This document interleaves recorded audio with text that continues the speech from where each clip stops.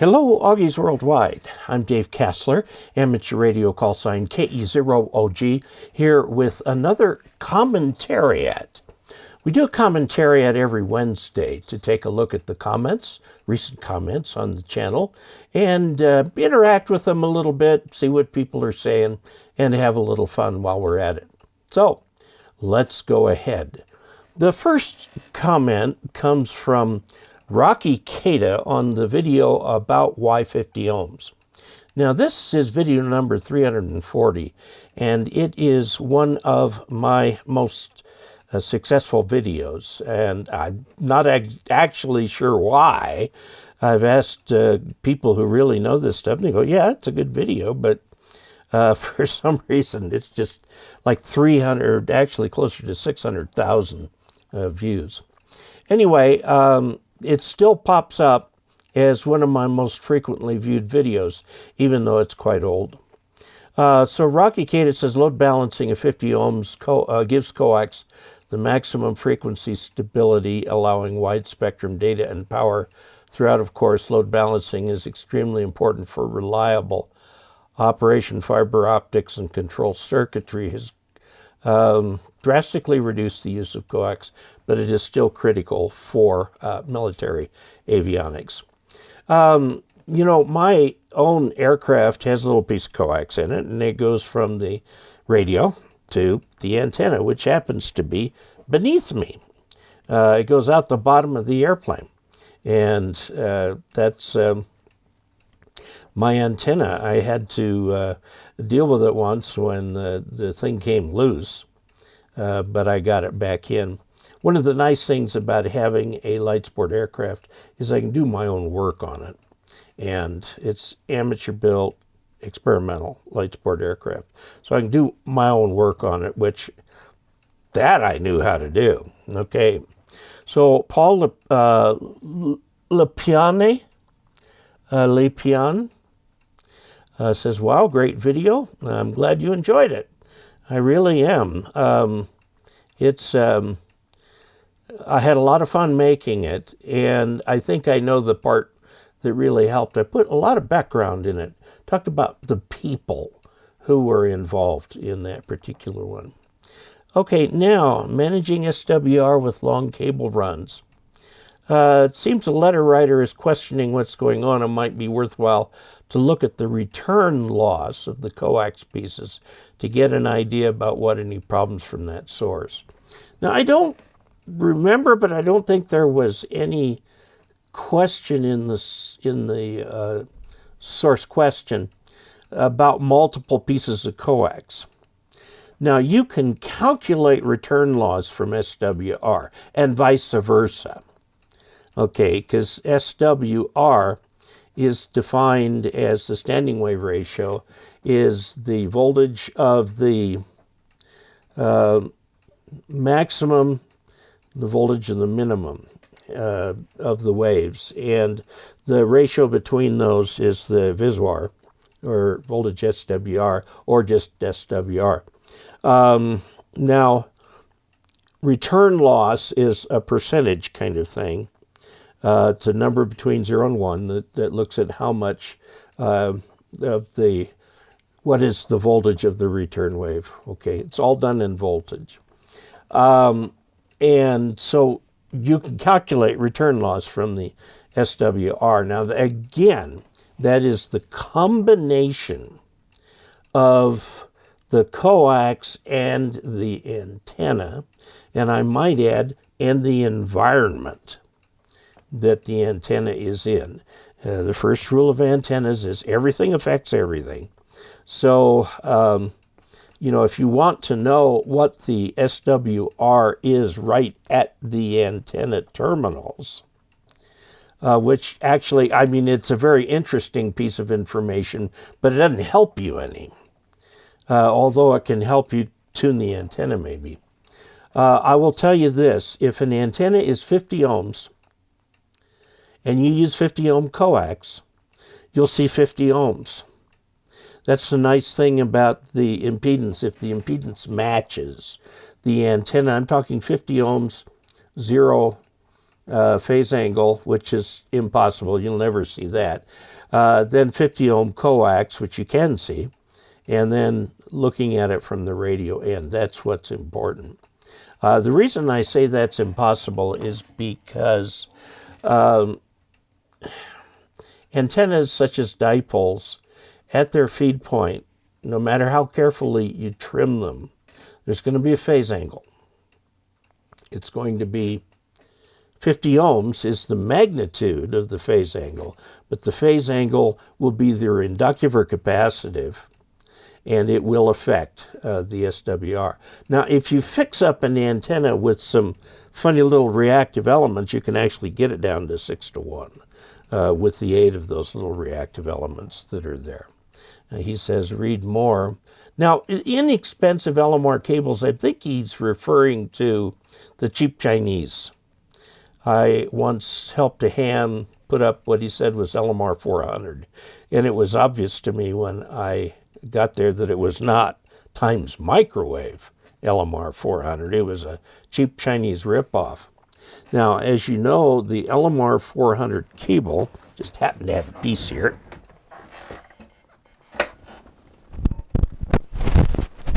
The LMR 400 cable right here, this is the 400. And I'll turn it around and you can see in here that the center conductor appears to be copper, but if you look end on, it's actually aluminum in there with some copper around it. Okay, there you go. That's a nice picture of it. Now, in the piece that I was trying to help him put a connector on, every time I pushed on that piece of aluminum, it snapped off. I mean, it wasn't good flexible aluminum. It was some other kind that was quite brittle and would flex. It was a shame, really, because he'd spent money on this coax. It was, you know, I finally got a connector on it for him, so I guess it worked. Okay. Yeah, now, return loss and SWR, again, are measuring the same thing. You can calculate one from the other. Okay, and again, it's for the system, the coax plus the antenna plus the environment. Okay, and David AC3HT added $2 with his comment. That goes into channel revenue after YouTube takes their piece. So thank you very much. This is about W6FIF's Silent Shield JPole antenna. Now, the Silent Shield terminology is because normally when you attach coax to a JPole, you're attaching it at a balanced point.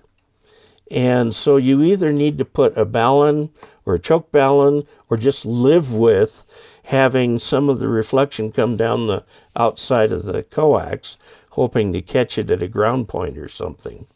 What he does that is unique with his antenna is he feeds the shield at the bottom at the 0 impedance point and then fields the center conductor at a 50 ohm point. And we'll go into that more in a future video when we do the test. Right now, I'm working with the ARRL 40 meter and up end-fed half wave, which I have up now. And then we're going to do some more playing with that. And then this other will be next. Now, this is Tor Arn Stangland. Okay, and he wants to know how the center of the coax is connected to the copper strips. This is the step-IR vertical antenna concept and unboxing, but I have also done other videos on it after I've put it up. It is the permanentest of my long-term antennas. It's not in concrete. It would be better if it were in concrete. Then it would be permanent. But it is sitting out there. It's guide to keep it pointed straight up, and it does a very nice job. It's an outstanding antenna. How does it do it? There are a couple of little pieces of copper with some spring in them that touch the copper as it goes up. Now, the way this thing works, it's got a bunch of copper strip rolled up, and then it's got an empty tube above it. And the controller will run up enough copper to be the right length for the band you're on. And they've got these little strips, commutator type strips, that roll on it to make that connection. So it is a mechanical connection, but I have not had any trouble with it. Okay, Rick Easton says that he would, this is on the JPole again, use a telescoping antenna rod instead of copper pipe. You can certainly do that. There's nothing magical about the copper pipe. It can be made of twin lead. It can be made of just about anything. Glenn Martin says, thank you from N0QFT. John Bauman says, every time I see one of these copper JPoles, I wonder how well a slide trombone would transmit. Well, why don't you find out? If you can turn it into an antenna. The problem with the slide on that thing is it's probably got an O-ring in it or something like that to keep the air in. And the problem with that O-ring insulates the slide part from the other part of the antenna. But you could always go around that. The slide certainly could be viewed as, you'd have to get the length right, a quarter wave matching stub. So, he says, forgive my ignorance, but what is the silent shield mentioned in the title but not expressly named in the video? It comes from the shield of the coax. Since it is connected in an unbalanced manner, you don't have RF coming down the shield. So he uses the term silent shield rather than a radiating shield, which you often get, as most people connect unbalanced cable directly to a balanced JPole. Subramanian R is saying silent shield is Dave's invented terminology. Actually, it's not. By the way, he is in India, Victory Uniform, and actually it's the terminology from the inventor. Okay, now this is a very long comment, so we won't go through all of it, but we'll just look at it. There's nothing unique in the design. It is a regular JPole antenna. The only point he would like to congratulate him is he dares feed the coax center to the shorter side of the JPole. Lots of people do that. This is a JPole fact number 5327 is that it doesn't matter whether the center of the coax goes to the long or the short piece, because what you're doing is exciting a quarter wavelength stub at the 50 ohm point. Okay, now I have, in fact, the inventor of this readily admits that the idea of feeding the shield to the bottom and the center conductor partway up is not unique to him. This is not new technology. It has been around and so on. So, yeah, that is quite a long comment, but, oh, and he talks a little bit about how it was used on the Zeppelins. Yes, it was. Boy, he's really taken me to town. Oh dear, oh well. Okay, very good. He does not mention if he has a YouTube channel. Maybe he could respond with his own video. I'm going to leave it up, no problem. Rick's Shop. This is on, again, the JPole antenna. Curious if that feed point helps reduce common mode current on the feed line. That's the whole point. And that's something we can, I don't know exactly how to measure it, maybe with a field strength indicator. I've got a little kit I've never built that creates a field strength indicator. We'll have to see what we can get out of it. Okay, most JPole antennas I build will show SWR changes. You grab the coax and move it around. That's because you are getting some radiation down the shield. So if you move that around, of course, it affects the antenna pattern. The thing to do is to connect a loop like 9 turns or so of your coax. Unfortunately, that's like 27 feet. And at $1 a foot, that's a little expensive. Or putting some ferrite beads on it or something to put sort of a choke ballon, or actually putting a 1-to-1 ballon right there would work too.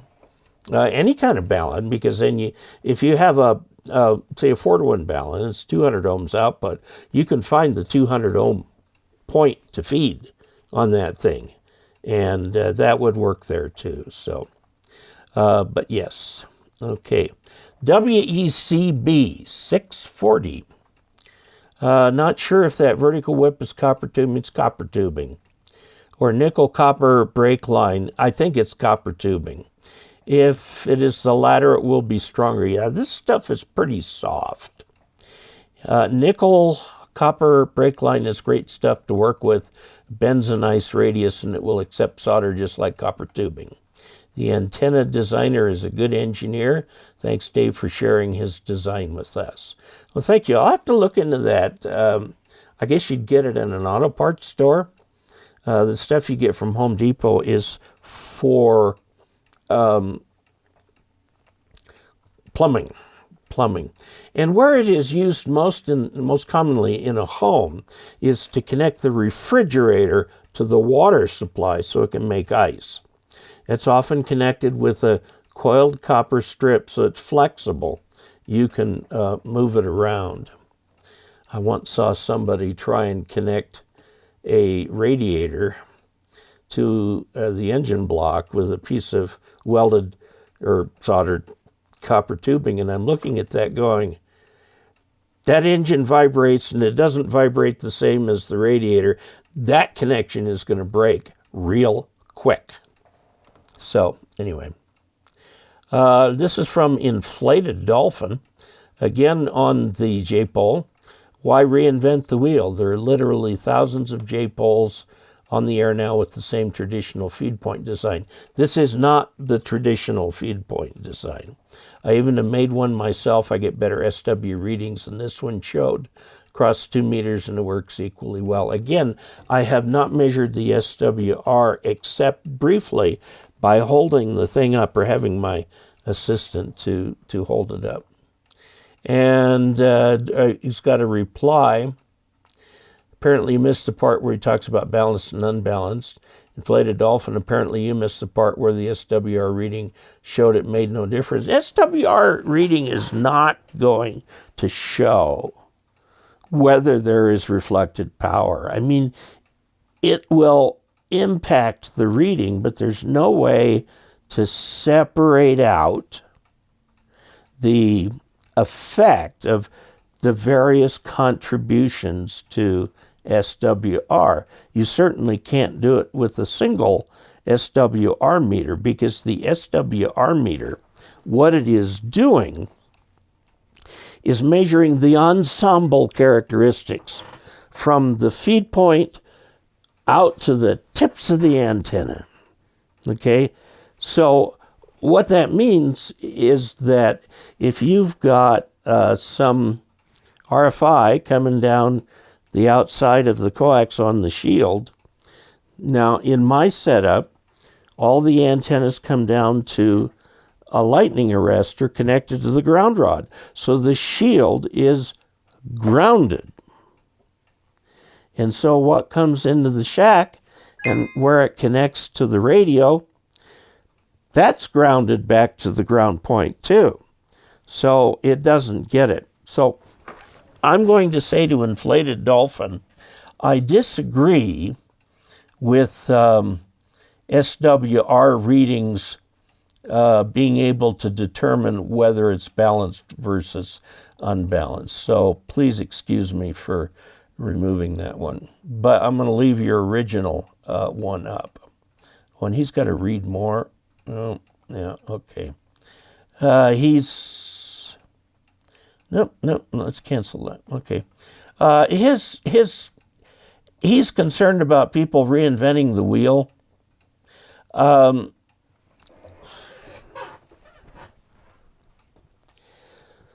The wheel has been reinvented many times. Okay. And one of the drawbacks of the standard JPole antenna is it's just begging to be connected directly to coax, and then you get radiation on the outside of the coax. If somebody can fix that, more power to them, okay?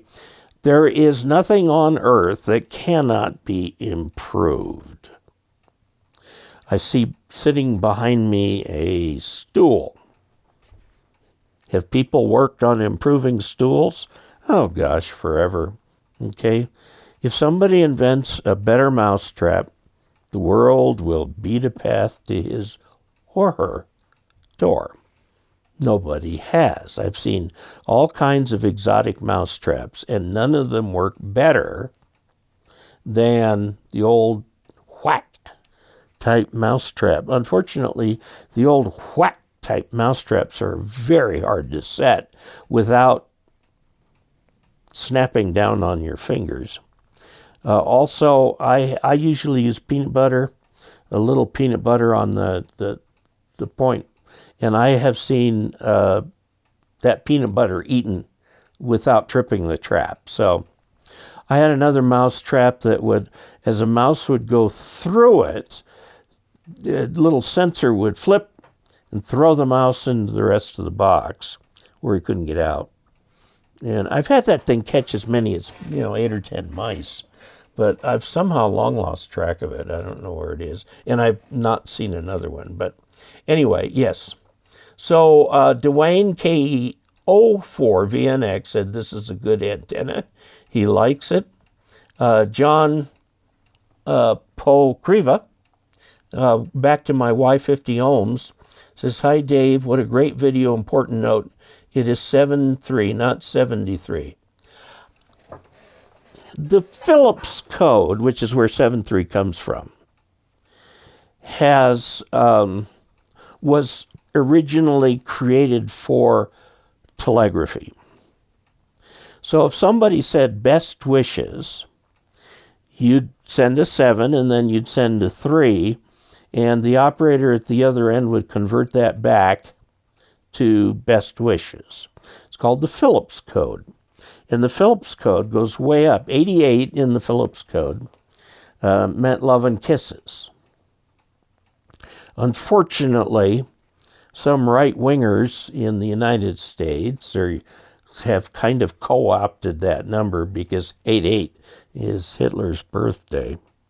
So I don't use that anymore with my wife. I send her 3 emoji hearts instead of 88. But in any event, they would say 7.3.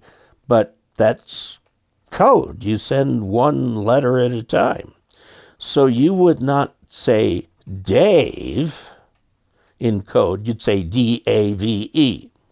Well, I don't go around telling people that my name is D-A-V-E. I pronounce it Dave. The same with 7.3. I don't say 7.3. I pronounce it 73. And I think you'll find that that is the most common form of the use of the old Phillips Code.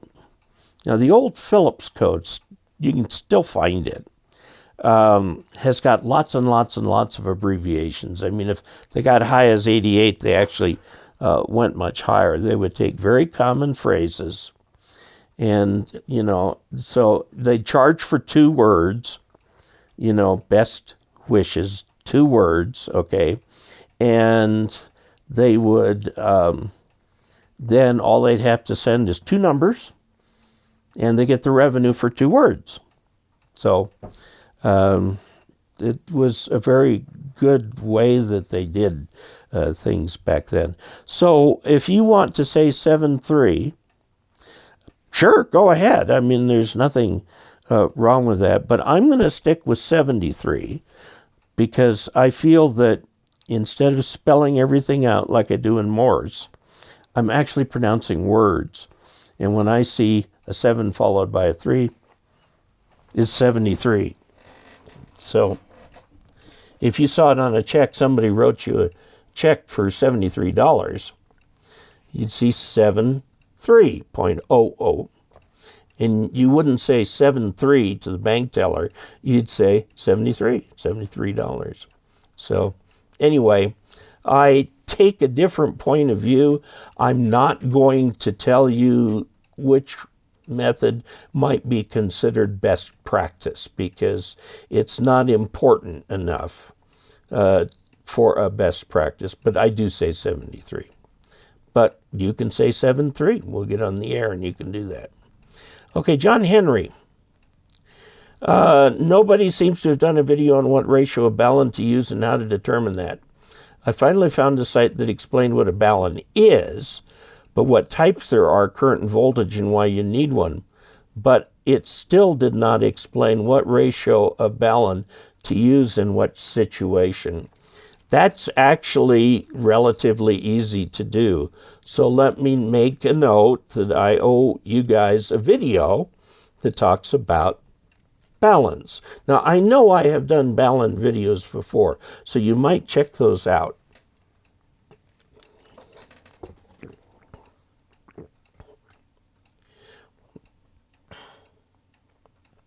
Dave, please. This is from Terrence Barfield, talking about antennas for difficult situations, which is a Ask Dave episode 7. So that's quite a long time ago. In all antenna formulas, but where is the formula for getting the correct antenna height? In my humble opinion, vertical antennas, if you are going to use the kind with radials, I'd recommend ground mounting it and putting your radials on the ground. If it does not need radials or you have to elevate it, you can elevate it, but then you have to put in tuned radials. And when you elevate it more than about 7 feet off the ground, you really do have to put in tuned radials. If you're going to put in one of those antennas like the AV640 that does not need radials, does have a counterpoise, but doesn't need radials, they recommend up 10 feet so people don't run into those counterpoises. There's a difference between a counterpoise and a radial in this case. Okay, now, for horizontal antennas, my research has shown me that best height is 1/2 wavelength. Because with 1/2 wavelength, you have one lobe going out each side, and that lobe is as low as you can get it to the ground without secondary lobes beginning to form. Now, if you put it up a little higher, you will bring those lobes down, but you'll start to get a secondary lobe. If you get it to a full wavelength high, you're going to have 2 lobes in each direction, and there will be a dead spot in the middle. So signals coming in a certain direction will have 0 impact on the antenna, and vice versa. Okay, because the radiation patterns are pretty much reciprocal. Okay, so that's where that is. I have done a video on that half wave thing there. Okay, Mike H, lovely antenna. This is the silent shield. Lovely antenna. If he'd left it anywhere near my granny, she would have polished it for him. Well, you can certainly do that if you want. Let's see, review of the Shang UV-K5, which is quite a recent video. It says, great review. I wonder if the charger or batteries are compatible with the Baofeng. I would think not, because the shape of the case will probably be different. Now, almost all radios from China have 7.2 volt batteries. And they're lithium ion, and so the radio is designed to be powered by 7.4. So I have not seen a Chinese radio that I can recall is different from that. So 7.2, it's just a question of whether the battery will fit on the back, because the batteries, you know, if the radio has a unique case, it's going to have a unique battery attachment. Now, there are some certain types that might be interchangeable. Now, as far as charging those batteries, they are lithium. But I don't know what all they have in the way of a battery management system. So I would recommend that you use the charger provided by the manufacturer. Now, if you have multiple radios, as I do, you need to keep track of which charger goes with which radio. Some of the base chargers will accept 12 volts, and you can use those in your vehicle.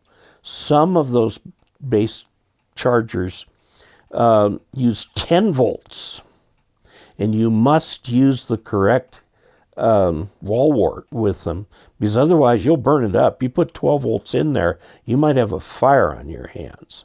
So be very careful. I would recommend you do something like Brother company, Brother, they make sewing machines. They make little labelers called P-Touch, P-Touch. They make little labelers, and you can get these cheap, fairly cheap. And you can make labels that you can then stick on these devices, that this goes with this radio, this goes with this radio, things like that. I do that with things that I'm going to be using frequently. So something that you can think about. Okay, Victor Stahachev. Can I put my antenna over my house? Want to say thanks to my English teacher who teach me English languages in school, so now I can watch this video and learn something new. Well, very good. Cowboy 6591. This is the review of the Pracom SML 1000-1 HF loop antenna. Well, I think that was that thing that was almost homemade. A nano VNA would have been handy for this one. I was disappointed. Usually loop antennas are known for blanking out floor noise far better than that one did. It was a standard magnetic loop. It had a capacitor designed so that you could put 100 watts into it and have the thing radiate properly. It did not come with an automatic tuner or anything like that, which meant that you needed to be right there with it with some sort of a tuner to get it to the right frequency. This one, after I had it, I donated it to our club to keep with the club trailer. Okay, John B., why 50 ohms? What I expected to learn, why 50 ohms?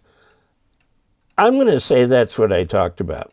What I actually learned, the origin of the name Heaviside Layer in cats. Okay, I don't understand that comment, but all right. Cowboy 6591, this is, I think we saw him earlier there, $444, shipping not included. I'll pass on this one. That's a receive-only antenna. Chameleon makes a very nice receive-only antenna that you can look at too. Also, W6LVP makes one that actually fits in a little dispatch case. So this one right here has actually a bent piece of aluminum pipe. It's been bent into a circle. I just took that one down yesterday so that I could experiment with this other antenna. Okay, in Germany, GHL Seitel. Okay, in Germany, 60 ohms is still common, and was even more used in the past. My W3 DZZ antenna is fed with a 9mm diameter 60 ohm coax. It's not going to make that much difference. It will affect your SWR a little. Okay. ICOM 7300 HF 6-meter radio walkthrough. When making a portable Go kit or box, should I carry and hook up a short ground rod? A short ground rod's not going to do you that much good. Now, I'll tell you, when I went down to Fort Huachuca in Arizona as part of an escorted tour by Space and Missile Systems Organization in El Segundo, the Air Force group. What they wanted to show us was to show commercial people like me, engineers like me, what the Army actually had to put up with for their communications equipment.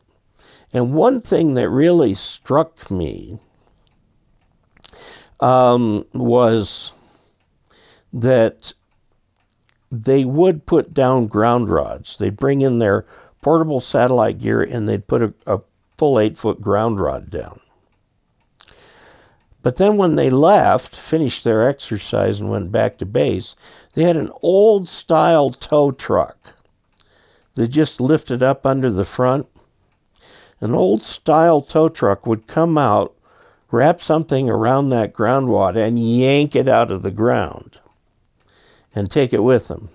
That was because the Army environmental people did not want the Army leaving the whole area filled with ground rods, because they were exercising all the time, filled with ground rods everywhere that people or wildlife could trip over. But generally, people do not do that. If you have access to something that's grounded, that's great, but a lot of people don't do that. A Dover, great video, thanks. Could the Mini 1300 be used to check or tune a flat pack duplexer? A flat pack duplexer is going to be a network device, a vector network device. You need to check it with a vector network analyzer, and that is easy to do. Okay, and I have not explored the 1300 enough to know if it would do that, but I think it will. I would suggest just a nano VNA will do it. I've had my head shaped on the nano VNA issue, thanks to all of you. Okay, Rich Lau. The outer shield of a coax cable acts like a Faraday cage that keeps the signal inside the cable. Okay, the braided sleeve handled higher frequencies. A soft shield works better for lower, or solid shield works better for lower frequencies. Okay, but I've never heard coaxial cable described in terms of a Faraday cage. I mean, it does keep it in, but the idea of a Faraday cage is that you've got an environment with no RF in it, or no strong RF in it, that you can test stuff with. And they have these humongous filters that they use to bring coax in and out of that place. What makes me laugh, though, every time I see a Faraday cage, somebody is working inside of it with a little transistor radio playing. And you go, shouldn't that shut off when you get in there? But they let enough signal in. Remember, radio works in dB. And so the input signal to a AM radio, even if it's attenuated by 80 dB, if it's a strong enough signal, you're still going to hear the signal inside the shield area. And if you want to be even more shielded than that, I think you'd have to go deep underground, like scientists do for their neutrino detectors and stuff like that. But anyway, yeah, the ham club I was part of in the Air Force in my tech training had a shield room. And let's see. Okay, Jeff, talk about why 50 ohms. Thank you, nice job. The Ever TW. At uni, I was told that the 50 ohms was chosen to match the impedance of a half-wave dipole antenna. That is a nice story, but the actual dipole antenna in free space is about 70 ohms. Now, there is a curve, and it's in the ARRL handbook, of what the input impedance is of a dipole antenna depending on the height above ground. And it's not a straight line either. It comes up and wiggles a little bit and then straightens out. But it's closer to 70 ohms. That's why if you put up the perfect dipole, everything cut perfectly, the best you can get it, you're going to have about a 1.4 to 1.6 SWR. Part of the reason is because the resistive impedance is on the order of 70 ohms, and the reactive impedance is 30 to 40 ohms. Okay, so that's going to give you, now the SWR has to do with the magnitude of that vector. The phase angle is not taken into account, but just the vector network analyzer. There's all kinds of things you can do with the phase, but we don't bother with that. But yeah, it's nice to have good impedance for power transfer, but if the antenna doesn't match that impedance, it's pretty useless. I'd say by degrees. If you've got an antenna with a 100 ohm input impedance and you feed it with 50 ohms and you don't have an antenna tuner, you're going to read a 2 to 1 SWR. Okay, 100 ohms resistive versus 50 ohms resistive. It's going to be a 2 to 1 SWR. Okay, if it's 25 ohms, it's also going to be a 2 to 1 SWR. Now, 2 to 1, your radio, if it's got a internal antenna tuner, is going to tune that out just fine. And you'll be fine. Now, where it gets weird is if, like, you're feeding a loop, it could have wild impedance. And that's what baluns are for. So you can change the impedance from the 50 ohms of the coax cable to the impedance that you want for the loop. Now, the thing is, if you use the loop on different frequencies, it's going to have a different impedance on different frequencies. So that's something to look out for. And that's why we have adjustable tuners and so on. Modus ponens, I suspect that's Latin. Is it still possible to unlock GT5R with old version of Baofeng reprogramming tool? Chirp or Baofeng's latest reprogramming tool cannot do that. I'm a little surprised. The GT5R, you might find the programming software for that on the Radiodity website. Check it there, because I think they're the people who came out with it. The one that I had, I could program with the UV5R software. There were a couple features I could not, but everything else I could. So try the Radiodity. Okay, now here's one that for obvious reasons I'm going to delete. Please do not use any kind of foul language on the website. The reason is very simple. I want this to be a safe place for everybody. New hams coming in. It could be a little old lady who spends her time down at the Methodist church in the choir, whatever, comes on to this, And we don't need this kind of locker room talk, or what I might call military talk. I keep telling my assistant whenever I swear, I says, I'm sorry, but you got to remember I was in the military. So anyway, let's not do that here. Okay, escargency research tempus omnius revelatha. I suppose that's supposed to be Latin. I don't know. Let's go up here to translate. Google, and we'll see if we can detect the language. No, it doesn't detect.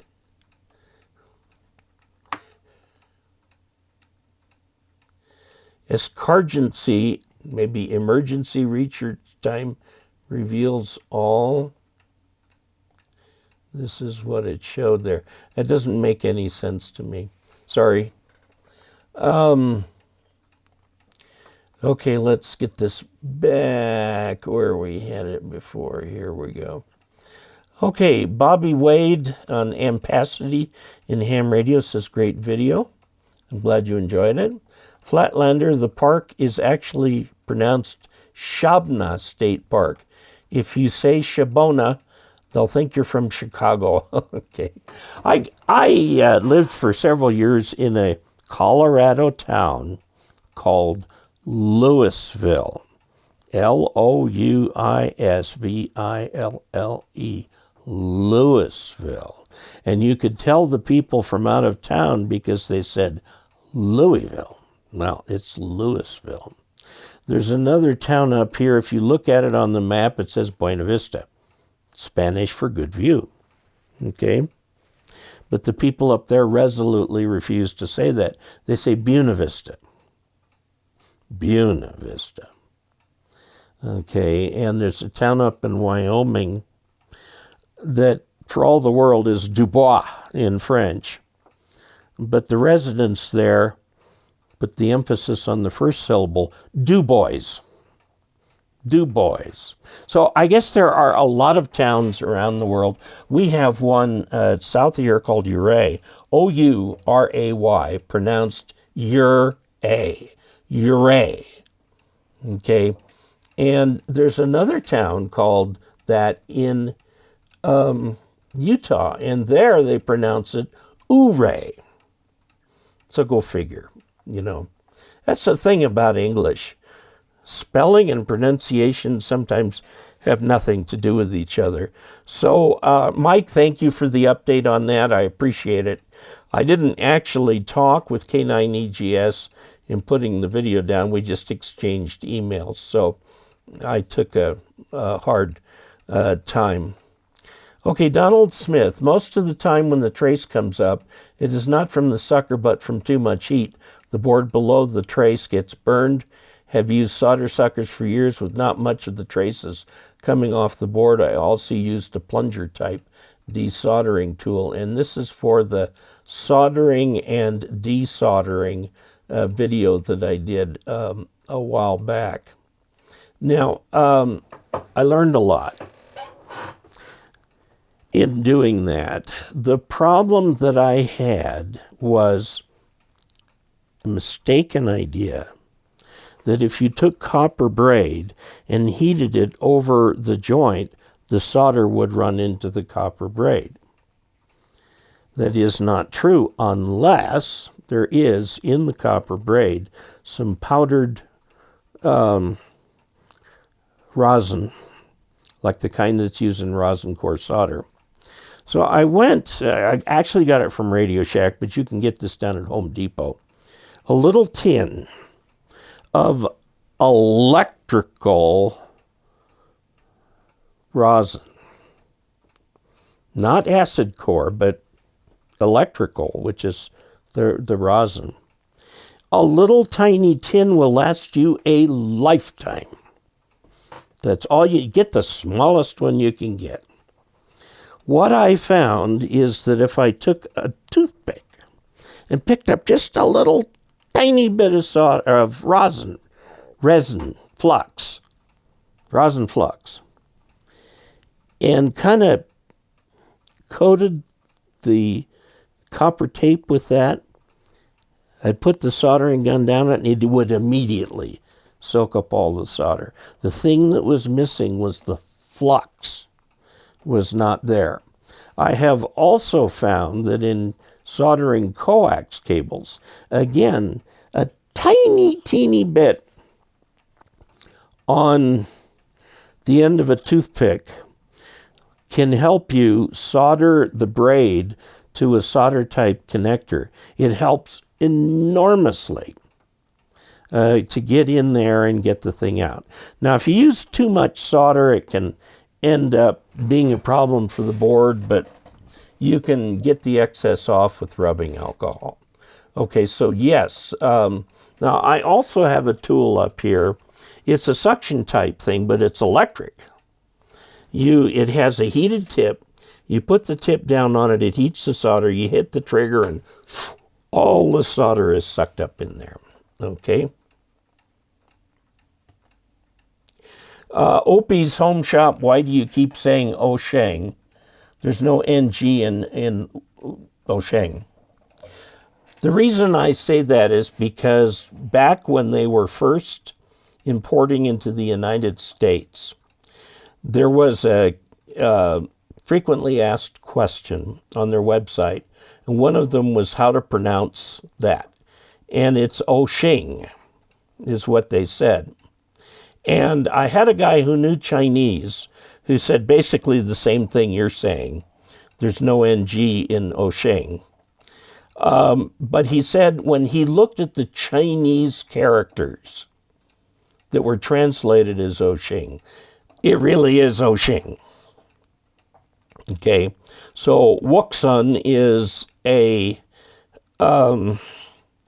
spelling that if you use the correct, there's a way to translate that into how the Chinese is. They actually left out a letter or two that would have made it easier to pronounce, but that particular name looks pretty good. So Oshing is what the website said it was pronounced as, and it was confirmed by a Chinese speaker who looked not at the Americanized version, but looked at the Chinese version. Okay, all right. I think we're going to have to quit there. We've had, what have we done now? Oh my goodness, we've recorded for 53 minutes. Okay, so there we go. Thank you all for sending your comments. You can comment on any video. I won't see all the comments. We do this once a week, and we got down to one day ago. Okay. Other ways of contacting me are by mail at P.O. Box 98, Ridgeway, Colorado, 81432, or the other way is by email at askdave@arrl.org. If you would like to help support this channel, and I hope you do, you can go to dcasler.com/support, or better yet, just go straight to Patreon, patreon.com/KE0OG. That's how you support this channel. I greatly appreciate your support. It's what keeps me going. And until we next meet, 73.